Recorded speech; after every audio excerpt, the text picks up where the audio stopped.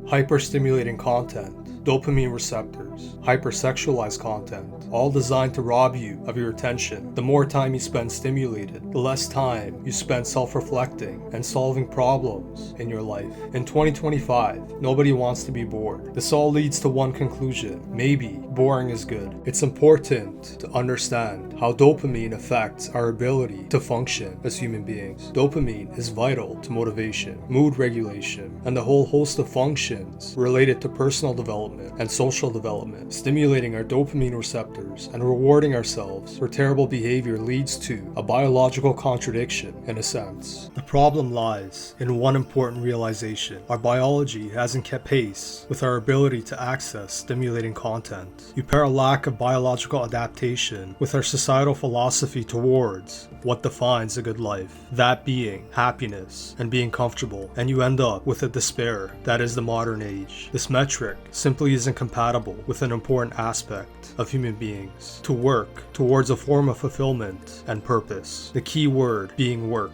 Work is naturally boring and not as stimulating or satisfying as mindlessly scrolling on social media. It takes discipline and commitment to a set of tasks or habits on a regular basis to build proficiency in a given skill or characteristic, something that most people aren't used to or simply haven't been taught how to do. Commitment is not entirely compatible with happiness either, but it is compatible with fulfillment, at least not all the time. To commit to something, whether it be a relationship or habit, means to do it even if you don't want to, because to not do so breeds a bigger problem. In the modern age, it's the other way around. Our mood determines our course of action. Depending on the statistic you read and the region you choose to analyze, it can be found that a sizable portion of youth are addicted to social media. Why is this a problem? Multiple studies indicate that social media addiction is correlated with depression and anxiety. Common knowledge these days, but no common action is being taken. It's quite the tragedy when a society fails its youth. Rather than experiencing the freedom and formative years associated with being young, they have to contend with depression and anxiety, whether it be a lack of attention on the part of the system or the parents, or a lack of time with the busy lives we all live in the modern age. The problem remains and only seems to be getting worse. I don't think the blame lies entirely on either the parents or the system. It might just be a problem with our core societal beliefs. Boring means failure in a sense. Either you aren't living a good life or a successful life if you can't take part in overstimulating activities